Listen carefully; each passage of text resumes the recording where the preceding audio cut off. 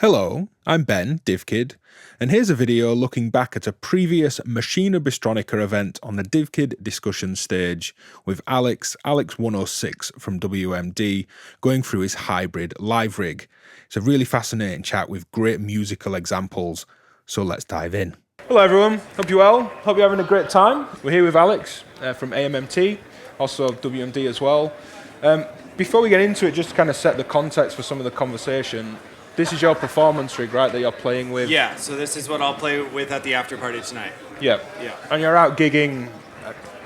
I just want to see you play a bit, selfishly. Yeah, for sure, no worries. So maybe just start with a few minutes of playing around and then we'll get into it. Cool. Let me just turn it up. I think we got something happening, right? Keep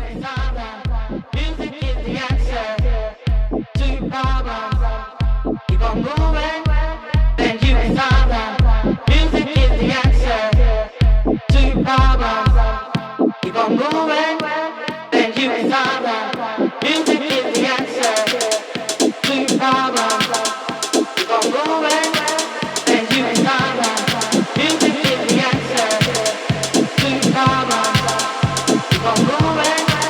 then you can solve them.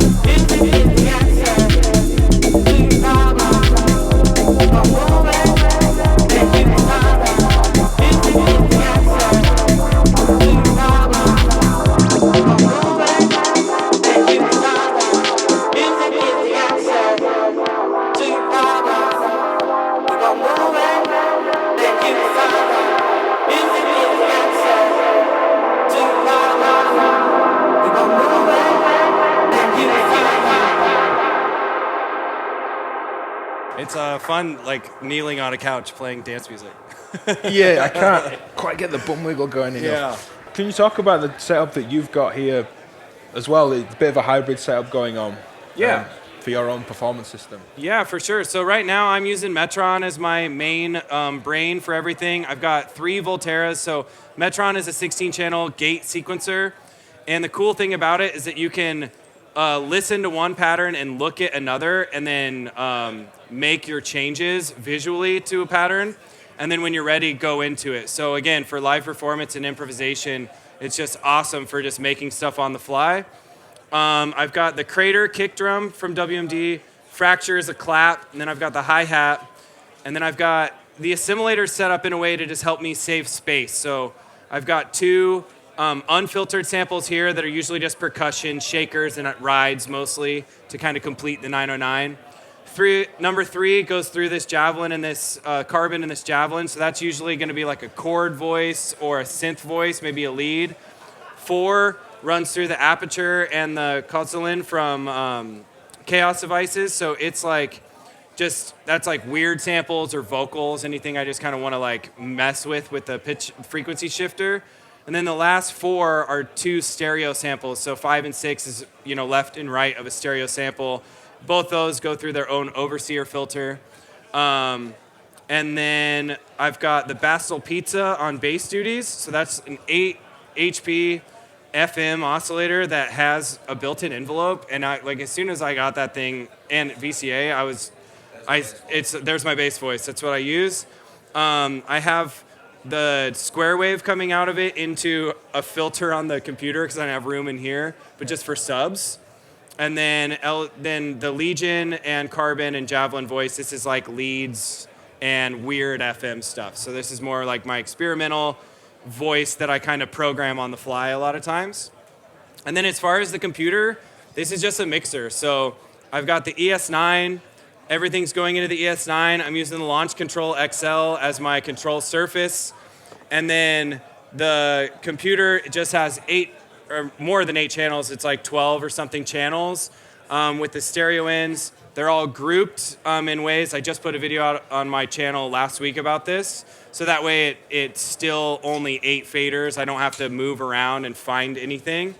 And then my master effects live there and my send and return effects live there. So I just was able to save space in the case by using Ableton as that. And for tonight, I'll probably play some clips. Like I do have some tracks that I've written that I want to play. So I might like go back and forth and like DJ between the two. But we'll just see how I feel when we go there. The WMD drumlets line is the backbone of the whole thing still. Yeah, very much. It's like I don't use the Crucible or the Kraken. I don't use snares hardly ever. Well, it's a stylistic thing. Stylistically, it's just not really what I do, and I do a lot of house music, so it's claps rule for me. And then like the ride, I'll just throw a 909 ride in here and just do that, or even a loop on the computer or something. Sometimes just again to save space. I do play a lot with 12Us, but like especially traveling internationally, I just try to make it as easy on myself as possible. And this submodular 6U is super light, fits in the overhead, and it's just great for that. Yeah. So you sending sequences, is there MIDI back and forth from the case as well? How is everything, is anything clocked? Yeah, so I am clocking with CV tools. The new computer, I just got the new like MacBook, and it's working really well for clocking. But then that's it. It's a master clock, and then all the sound generation is happening in here. The effects are in there, and then like the clips that I would play, those would literally just be audios, like audio samples, and I have one of these knobs routed to be a crossfader, so I can go from like these 8 channels to like an 8-channel like pack of stems that's in a group.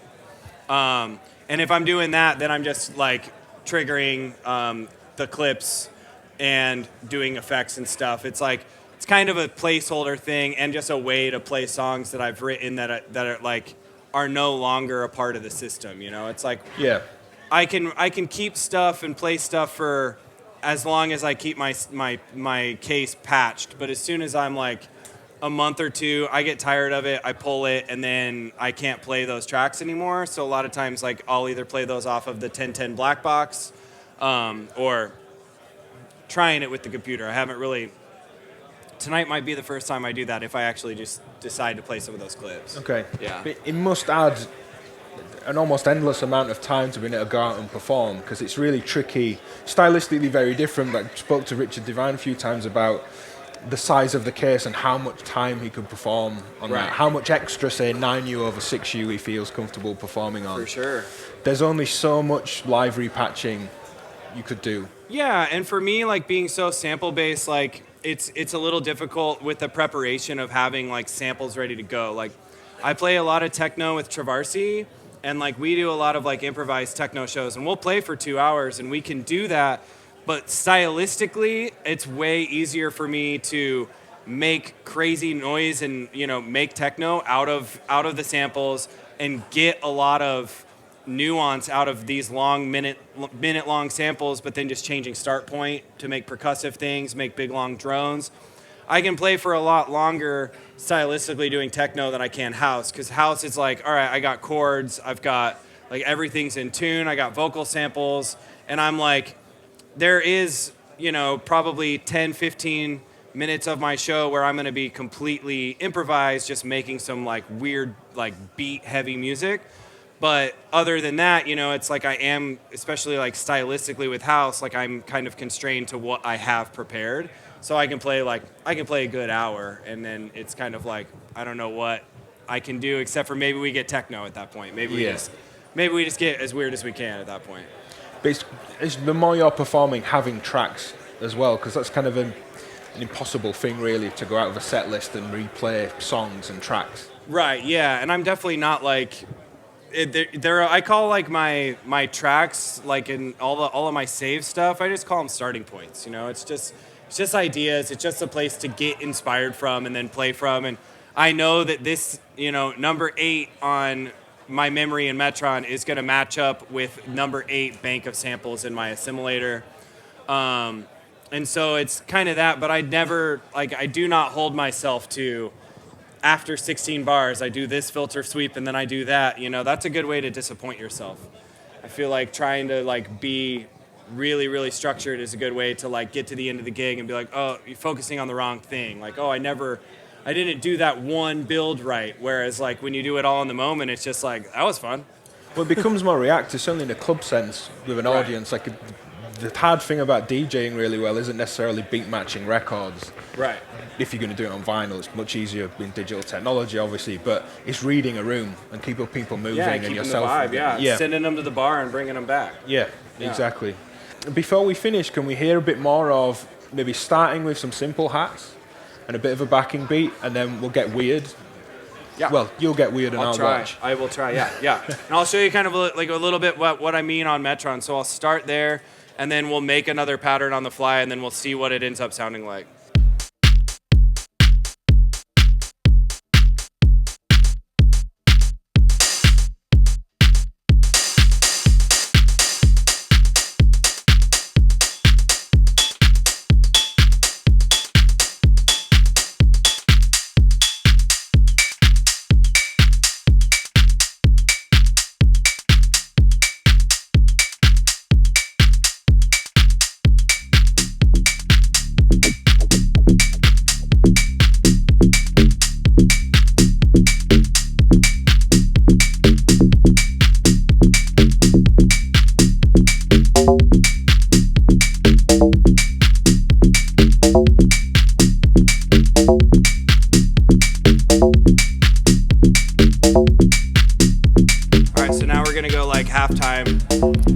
Build the beat.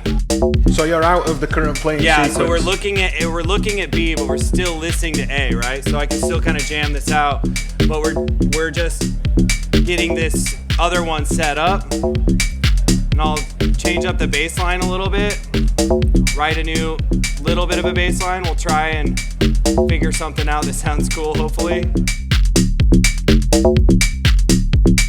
And then do some build. Maybe drop out the kick.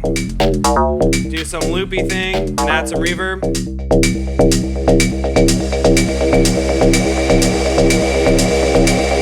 And then drop it.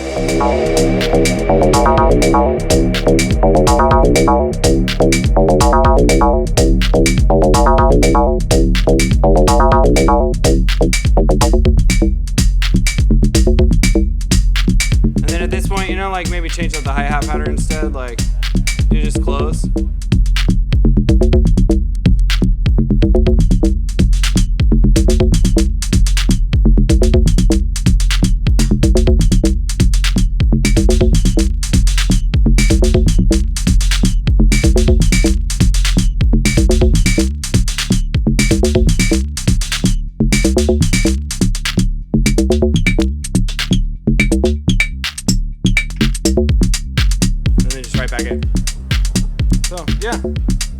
Is that what you want? Yeah, quick.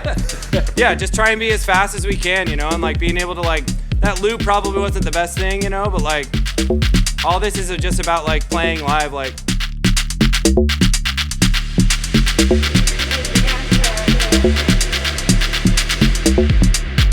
just being able to use your hands for different things at different times, being able to do a lot of one-handed stuff on Metron while your other hand's occupied doing the mix is huge.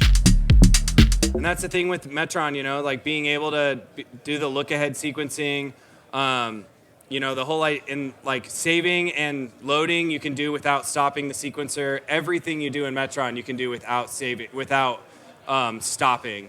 And like, there's nothing that bums me out more that like when I'm in a groove and then I have to go to the next pattern and it's blank, but I can't copy something to it until I'm there. So then I'm out of the vibe for a split second while I copy and paste. Like all of that stuff just really like gets me out of my flow. And so this is all about just like never stopping and just keep it going, you know, whether you're actually playing live or just in your studio, important at home as well, though. Just that flow state music making. Exactly. Great. Well, thank you very much. Thank you. Yeah, thank y'all. Thanks. Thanks, Ben. Appreciate it, man.